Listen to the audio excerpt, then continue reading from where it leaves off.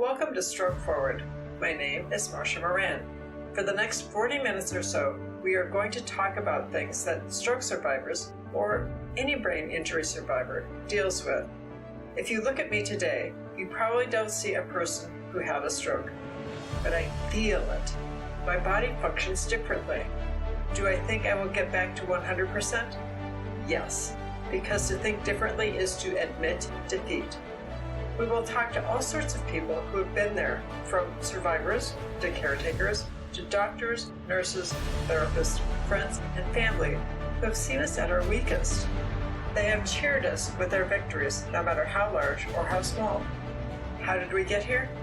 That's what this show is going to tell you.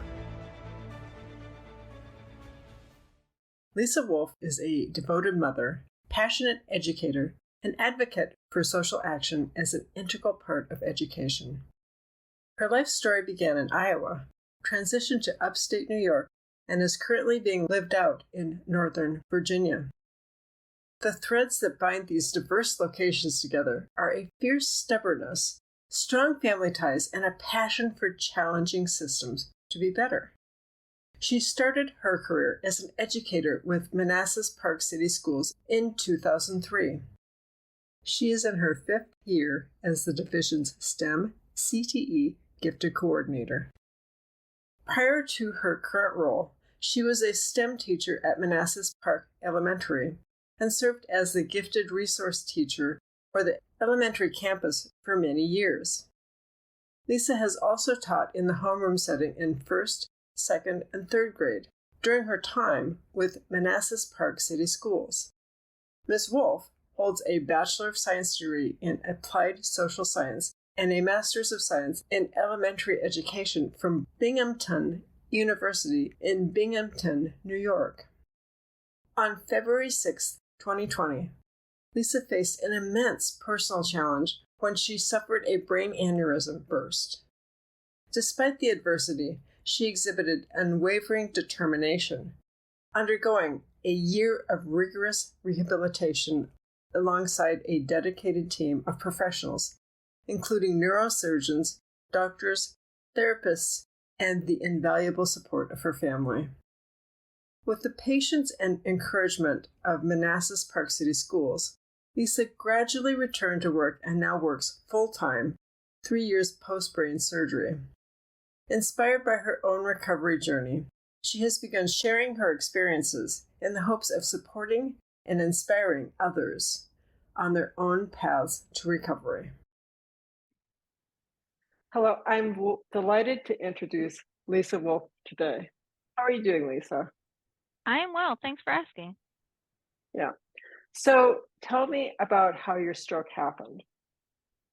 Okay, so I had a brain aneurysm burst, and it happened on February 6th of 2020.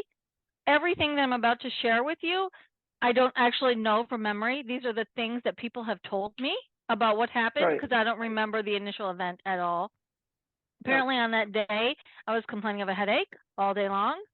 I was in meetings all day long, and then in that evening, we had a STEM carnival at school, and so I was at the school in the evening working at the STEM carnival. And towards the end of that event, apparently I started having a blinding headache that was unbearable. I tried to get to my car. I was throwing up because the headache was so bad, and I attempted to drive myself home, which was probably a poor decision on my part. And I didn't make it very far because of the vomiting and the severe headache. I had called my partner, my son's father at the time, and told him I wasn't feeling well. And he has said that on one of those calls, I was fading in and out, and that he had to keep calling me back. Like, so I'd be talking, then all of a sudden I would be gone. And he would have to call again. I would answer the phone, and then repeated like that and that. So he came with another vehicle and found me on the side of the road, not the side, it was in my car, but pulled over on the side of the road. And then took me to the nearest hospital, which in Northern Virginia is not the hospital. It wasn't in Nova Fairfax, which is the hospital that you want to be at when you're having a brain issue, neurology type stuff. So we went, not that it's a bad hospital. So he took me to the Prince Nova, I believe it was called at that time. And then didn't feel as though they were taking my problem seriously enough. And his words, he acted a fool and made a lot of fuss to make them see me quickly. Right. And from what I understand, as soon as they figured out that what was going on with me was some sort of brain injury, trauma, stroke, aneurysm burst, etc., they didn't know the specifics at that point. They immediately transferred me to Inova Fairfax. And then he went to go pick up my son and contact the rest of the family, etc., etc. And then they came to meet me at Inova Fairfax. Wow. So that was the eventual event. Yeah. So 2020, was that a time when people weren't actually allowed in to see you? It was at the beginning. So I was in the hospital from February 6th of 2020 until March 25th. And so from what I understand, March 25th was around the height when everything was starting to shut down. Right. And so what my family has said to me is that they were going, so I was ready to step down from ICU care. In fact, I believe I was in the step down unit at Nova Fairfax at that time, but I wasn't quite responding to the therapist yet. Mm-hmm. So getting me into a rehab center wasn't easy, because you can't get into a rehab if you're not cooperating with the therapist. They don't want to give up a spot for somebody that's not participating in the therapy. Yeah. And then on top of that, I had a feeding tube. So much, let me back up a little bit. Much of the time that I was in the hospital, I was dealing with pretty extreme vasospasms, Okay. which required me to be in a medically induced coma for the majority of that time. And so because of that, I was intubated for a long time, and I had to have a G tube put in. I had a feeding tube running through my nose, which were also things that made it difficult to find a location for me to go from the hospital. And yet, as COVID was rising, they wanted me to get out of the hospital as fast as I possibly could. So initially, when they were transitioning me out, my family thought, so we live up in Northern Virginia. My family thought I was going to have to go to a facility down in Richmond. And so they were trying, and as COVID is rising, things are shutting down. They're being told the only place that could take care of me is going to be in Richmond, Virginia, which is almost 2 hours away from where we live. Yeah. So that That was a bit sounds, stressful. yeah, that sounds stressful. Yeah. Yeah. So where did you I end think up? it's, no, I'm sorry. So yeah, I ended up at Manassas Rehab. Okay. And for skilled nursing. So I was there at Manassas Rehab for a while to get me to the point where I could participate in therapy. My son and my mother, I have an adult son, and so when I was so sick, he was 25, and so all of those decisions and negotiations around care and services and everything he had to manage as a 25-year-old. And so he was given the advice that really generally facilities are all the same. So if you can find someplace that will give her a private room, go with that one. And so Manassas Rehab, he was able to negotiate a private room for me. And that conveniently is like 20 minutes from where we live. So I went to Manassas Rehab for about 3 weeks. And then once I had done the skilled nursing for 3 weeks, I was able to transfer over to Encompass Health and Rehab to do 2 weeks of my rehab therapy before I came home. Yeah. So how did Encompass work for you? I mean, well, I don't remember being there. So I think maybe I have some vague memories of Encompass. I know that I came home with a special brace for my hand. I think I was clenching. And in fact, my left hand is the thing that I'm still having therapy on 3 years later. So I remember I came home with that brace. I know that both at Manassas Rehab and also Encompass, they worked really well with my family to set up Zoom meetings daily.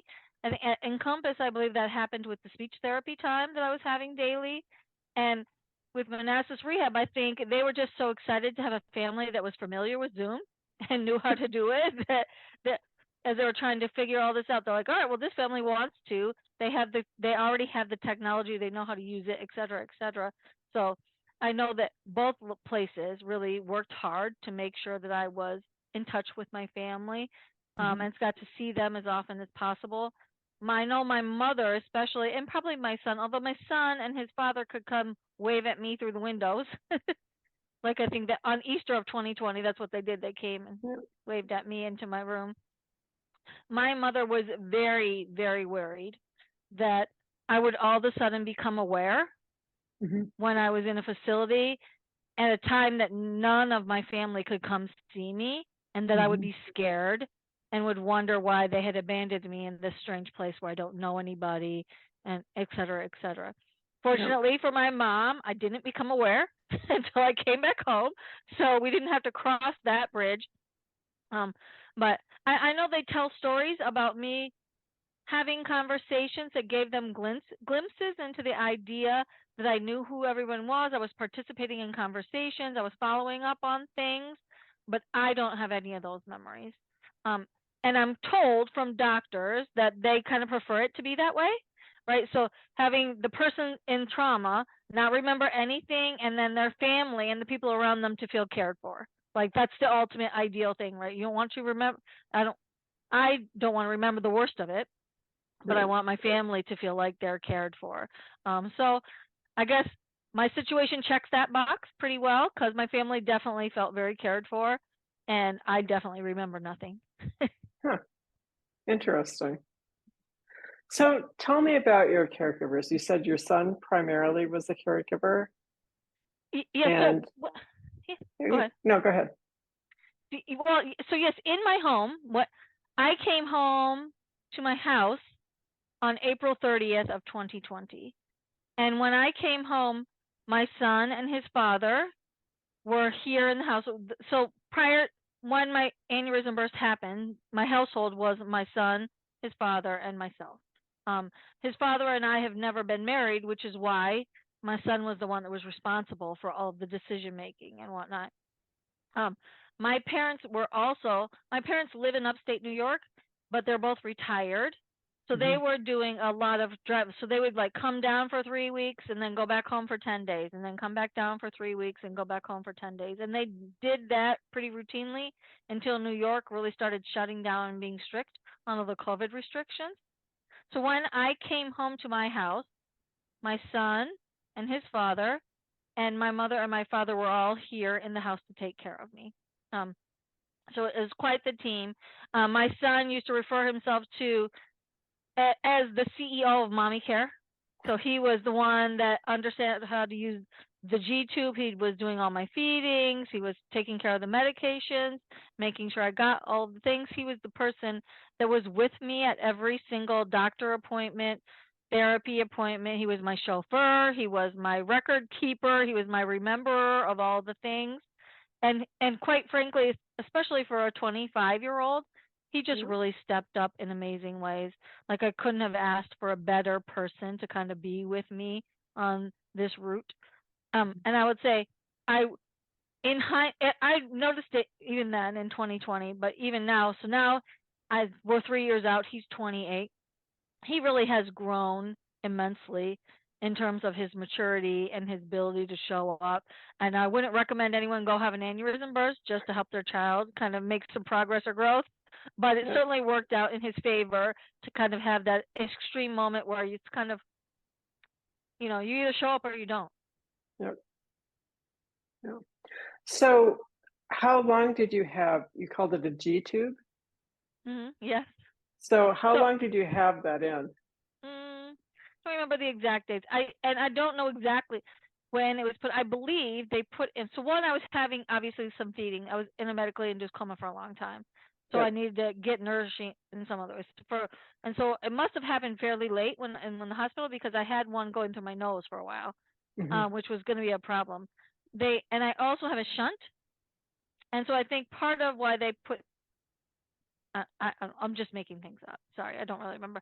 Anyways, I don't know. I guess sometime in March, and so I had that all the way until mid-July. Mm-hmm. Um, because I was in such a special circumstance. Um, with the variety of doctors that were working with me when I was in the hospital, like there wasn't really a doctor that was in charge of the G tube. Like it was just a part of what happened. And so Mm-hmm. it took me a little while to find a person who wasn't involved with putting it in, or not a person, a doctor who wasn't involved with putting it in that would then take it back out. um, and then also prior to me getting it taken out, I had to go through a lot, like all of the swallow tests and get the speech therapist to say that I could, in fact, get all my sustenance through just eating and get all those kinds of being cleared for benchmarks to say that I didn't need it any longer. Oh. Yeah. So was it weird going back to normal food? Yes, and so for a while I had to be on a puree diet. And the weirdest, most bizarre event of the puree diet was my family is wonderful and amazing. And so they were doing everything they could to give me interesting foods that I could eat and not feel excluded from the delicious stuff that everybody's having for dinner. And so one night they were having chili and they pureed the chili for me. Which in fact did taste exactly like chili, but the texture was so awful that I couldn't eat. I took like 2 bites and I was like, please get this away. I can't do it. Because it was insane. Because again, the taste was amazing, but there's something about just pureed chili that just wasn't working for me. So I ate lots of mashed potatoes, lots of pudding. I would always have like a sweet potato or something that they could, whatever was available. So it's like I was a baby again. So like in my house, when kids were on baby food, you just got the things that you could grind up and they ate that same for the rest of the meal. So I was back on my grinding kind of diet like a kid. But it wasn't too bad. It wasn't too bad. I went to mechanical soft for a while and that was a little bit better. But I was really, one of the actual cool things that my son got to witness in my recovery was the swallow study to prove that I could in fact do it. So he was able to be in the room with them and watch on the x-ray as I'm swallowing things and seeing them go down. So he's witnessed a lot of medical procedures I don't think he ever even knew existed. But he's enjoyed those experiences as much as you can. Okay. So tell me about what it was like to go back to work. Exhausting. Okay. So no, go ahead. No, go ahead. It was exhausting and well, I was saying in my current role, so fortunately, when my aneurysm happened, when the burst happened, I'm no longer in the classroom any longer, right? Like, so I work at central offices. I'm in charge of programs. And so